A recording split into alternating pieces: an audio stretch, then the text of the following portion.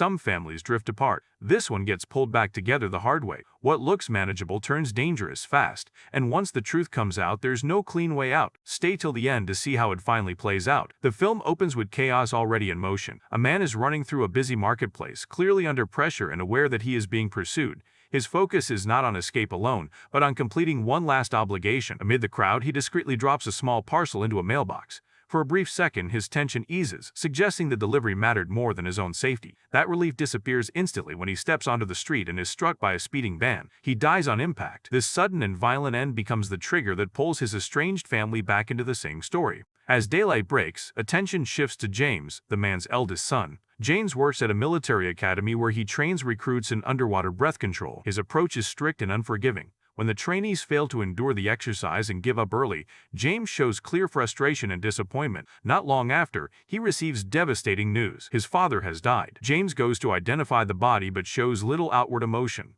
The details surrounding the death reveal that his father lived a complicated life, having 2 wives, and that the incident is officially classified as a hit and run. When James returns home, he tells his wife Kat what happened in a cold and distant manner.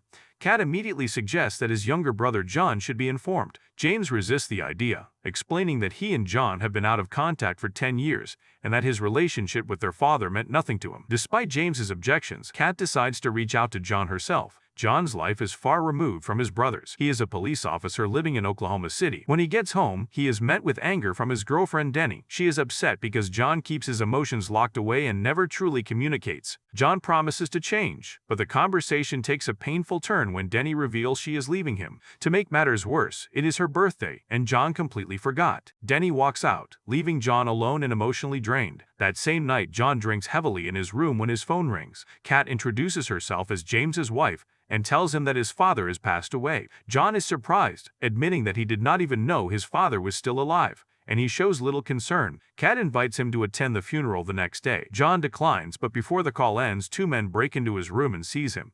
They demand a package that Walter supposedly sent to John. John insists he never received anything. The men mention their connection to the Yakuza, but John reacts with anger rather than fear. He fights back, overpowering both attackers in a brutal struggle.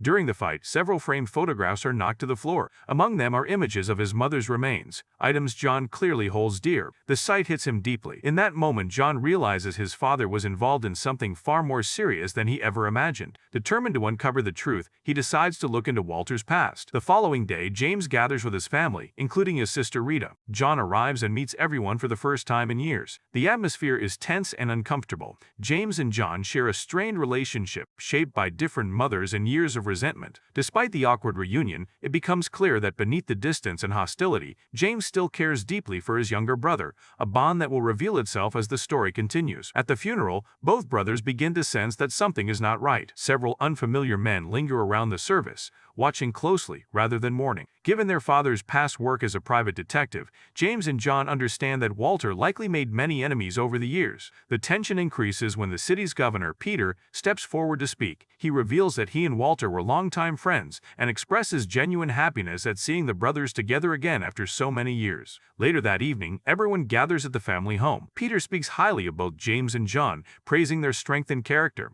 Rita, however, remains distant toward John. She is still upset that he did not return when James's mother, Maria, passed away years earlier. The conversation shifts to John's personal life, and he awkwardly explains that he has a girlfriend, or at least thinks he might. His focus quickly turns serious. John states that Walter was murdered and that the incident was not an accident. He also mentions that Yakuza members attacked him shortly after learning about the death. James reacts with suspicion, assuming John has once again created trouble, as he did in the past. John firmly denies this. The brothers step outside to talk privately. James demands honesty, bringing up the incident from 10 years earlier when John assaulted a group of criminals, believing they were responsible for their mother's death. John fires back, accusing James of moving on with his life while never trusting him. Frustrated and angry, John walks away. John spends the night drinking alone at a bar. The bartender offers him a special drink, and shortly after consuming it, John begins to feel disoriented. He loses consciousness and later finds himself face to face with Mr. K, a powerful Japanese crime boss based in Hawaii. Mr. K is furious,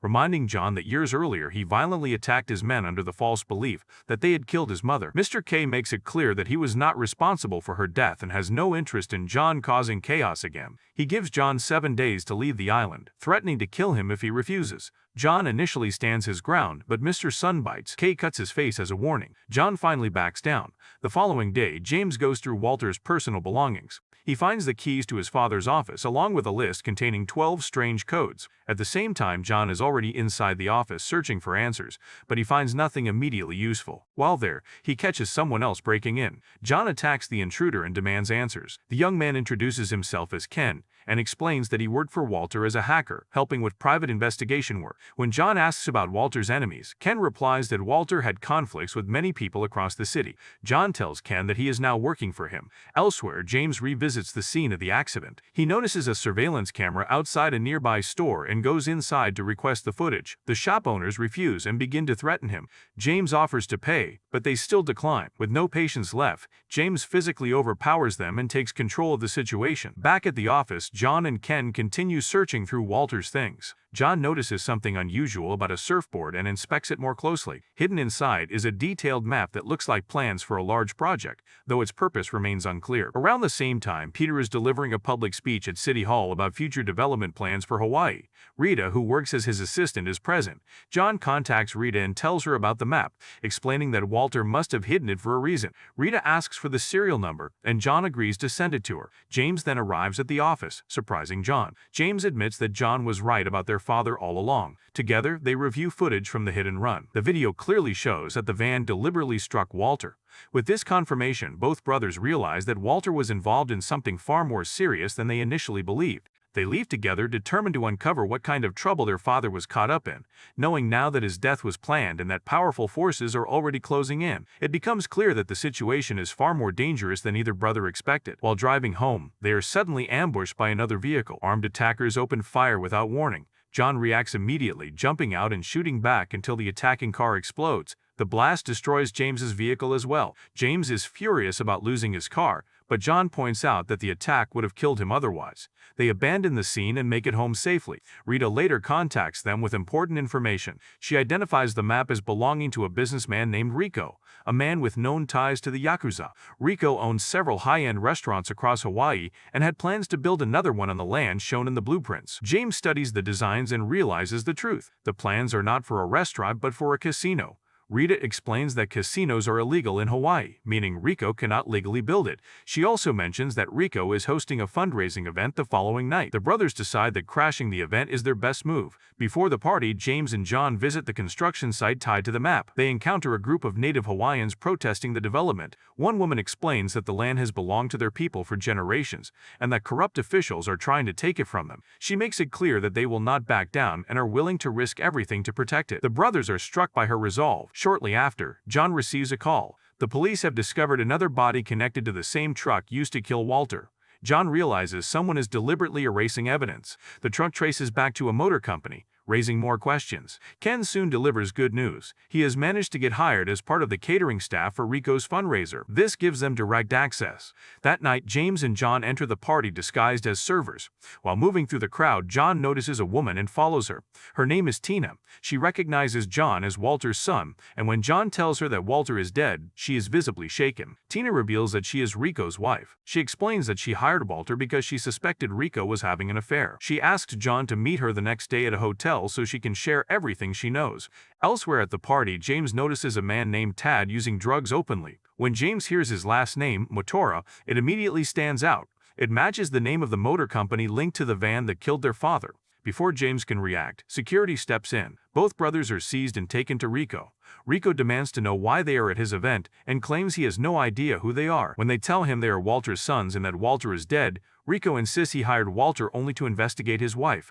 John accuses him of lying. Rico assumes John is blaming him for the murder, but John clarifies that both Rico and Tina hired Walter to spy on each other. During the exchange, John notices a grenade displayed nearby and pays close attention to it. Enraged, Rico orders both brothers thrown out of the party. The next day, John goes to the hotel to meet Tina. When he arrives, he finds her dead outside. She's been murdered. Convinced that Rico is responsible, John immediately goes after his men, taking them down one by one. He nearly reaches Rico, but the remaining guards swarm him and overpower him. That evening, James bails John out of jail. He is furious, accusing John of acting recklessly and chasing revenge instead of thinking clearly. James tells him that this behavior will not bring their mother back. John snaps and attacks his brother, and the two get into a violent fight. In the middle of it, John finally lets out years of anger. He accuses James of abandoning him by sending him away. James explains that after their mother's death, John became uncontrollable, beating gang members while both police and criminals wanted him dead. Sending him away was the only way to keep him alive. James admits that John never listened, then or now. John responds that he needed his brother during that time, because after their mother died, James was all he had left. Realizing the pain they both carried, James apologizes. The brothers finally come to an understanding and agree to stand together to find the person responsible for their father's death. After everything that happened, the brothers head back home. Not long after, John receives a call from Denny. She went to his old place in Oklahoma to pick up her belongings and discovered a package addressed to him from Walter. John immediately understands this is the same package the Yakuza were searching for. Denny explains that it only contains a flash drive. John asks her to fly to Hawaii and bring it to him, and she agrees. Once Denny arrives, they leave the airport together. While driving, Ken checks the flash drive and quickly realizes it leads to a locked cryptocurrency account. Denny mentions that it requires 12 separate codes to open. James hands over the list of codes they found among Walter's belongings. As Ken works on unlocking the account, they are suddenly attacked. A helicopter opens fire while multiple vehicles surround them. A violent chase follows. They manage to destroy the attackers' cars, and James shoots down the helicopter. They barely escape alive. After pulling over, Ken finally gains access to the account. Inside, they find $2 million spread across foreign accounts. What shocks them most is the account holder's name. It belongs to Peter. Both brothers are stunned, as Peter has always felt like family to them. They quickly piece everything together. Peter and Rico were working together. Rico was paying Peter to clear protected land so he could secretly build a casino. In exchange, Peter received the money. While investigating Rico and Tina's marriage, Walter uncovered the entire operation. That discovery cost him his life, likely with help from Tad. At the same time, Rita shows Peter the map that exposes Rico's plan to steal Hawaiian land with support from someone in government. Peter takes the map and claims he will put a stop to Rico. Soon after, James and John return home, only to find the children there. Kat is gone. The kids explain that armed men took her. John then receives a call from Rico. He allows both brothers to speak briefly with Kat and Rita, who are tied up in a basement. Rico demands the flash drive in exchange for their lives. Furious, James leads John to his hidden weapons collection. They prepare together and head straight for Rico's compound. Moving carefully, they eliminate guards one by one. Inside, Rico realizes what is happening and sends Tad and his men to stop them. James confronts them head-on and takes them down without hesitation. The brothers reach the basement and free Kat and Rita, but Rico has already escaped. John immediately goes after Rico, driven by anger. Meanwhile, Tad attacks James. The fight is intense, but James ultimately overpowers him and kills him with a sword. John catches up to Rico as he attempts to flee. Rico proves to be a skilled fighter and gains the upper hand, nearly killing John. At the last moment, John reveals he has pulled the pin on Rico's grenade. The explosion kills Rico. John is thrown into the water but survives. As he sinks, injured and losing strength, James dives in and pulls him to safety. John lives, and James is overwhelmed with relief. The following day, police arrest Peter. When he sees Walter's family, he insists he did nothing wrong, but he is taken away regardless. 2 days later, John sits on the beach, reflecting on his mother. His anger had always been tied to her death, and it was the reason he ran from his family. Now, he feels at peace being back with them. Mr. K approaches John and admits he is surprised John chose to stay. John makes it clear that he is not leaving. Mr. K tells him that taking down Rico ended the Yakuza's control in the area, which benefited the local people who had been suffering. Because of that, he allows John to live. Before leaving, Mr. K hands John a piece of paper containing the name of his mother's killer and tells him the choice is his. John shows the name to James. James admits that he should have supported John years ago and did not. This time, he will not stand in his way. He also believes Walter sent the flash drive to bring John back home, which it did. John reveals that the money from the account is now theirs and could give them a peaceful future. John then burns the paper with the name on it, choosing to let go. In the end, both brothers move forward, finally able to enjoy life with the people they love.